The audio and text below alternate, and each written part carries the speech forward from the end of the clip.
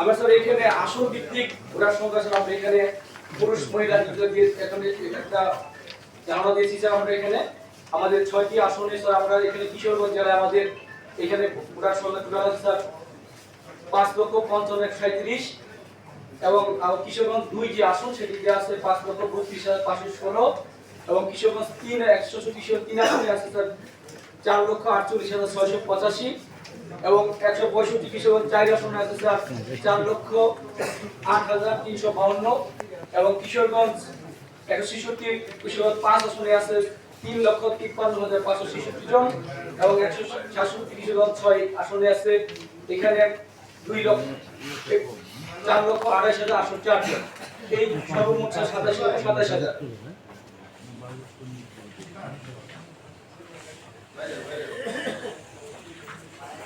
এখানে স্যার আমরা প্রতিটি আসনে কয়েকটি পৌরসভা ভোট কেন্দ্রের সংখ্যা নির্ধারণ করে দেওয়ার চেষ্টা করেছি স্যার। এখানে আমাদের কিশোরগঞ্জে প্রথম যে সংসদীয় আসন 1 সেখানে স্যার পৌরসভা সংখ্যা 2টি, ইউনিয়নের সংখ্যা সর্বমোট 17টি, ভোট কেন্দ্রের সংখ্যা 181টি, ভোট কক্ষের সংখ্যা 1018টি। 163 কিশোরগঞ্জ 2 কটিয়াদি পাকুন দিয়ে নিয়ে এই দুইটি উপজেলা নিয়ে আসনটি।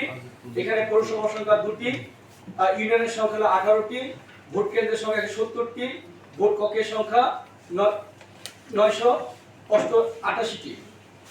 164 কিশোরগঞ্জ 3 তারারু করিমগঞ্জ এই দুটি উপজেলা নিয়ে আসনটি। এখানে পৌরসভা সংখ্যা 1টি, ইউনিয়নের সংখ্যা 18টি এবং ভোট কেন্দ্রের সংখ্যা 51 এবং ভোট কক্ষের সংখ্যা 823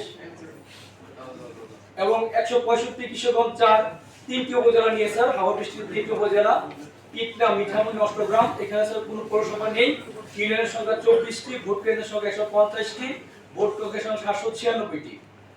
আর 166 কিশোরগঞ্জ যে আসনটি সেখানে স্যার পৌরসভা সংখ্যা 1টি, ইউনিয়নের সংখ্যা 18টি, ভোট কেন্দ্রের সংখ্যা হলো স্যার আমাদের 119টি এবং ভোট কক্ষের সংখ্যা হলো 664টি।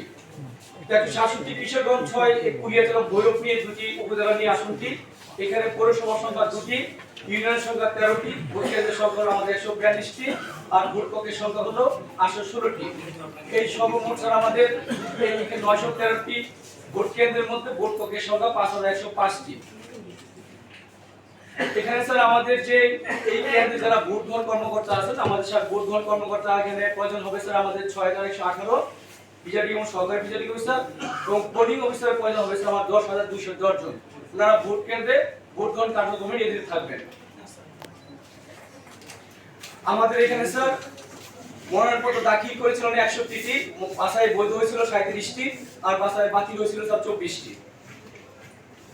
অনেকে স্যার আপিলে গিয়েছেন, যারা বাছাই বাতিল হয়েছে অনেকে আপিল থেকে ফিরে এসেছেন।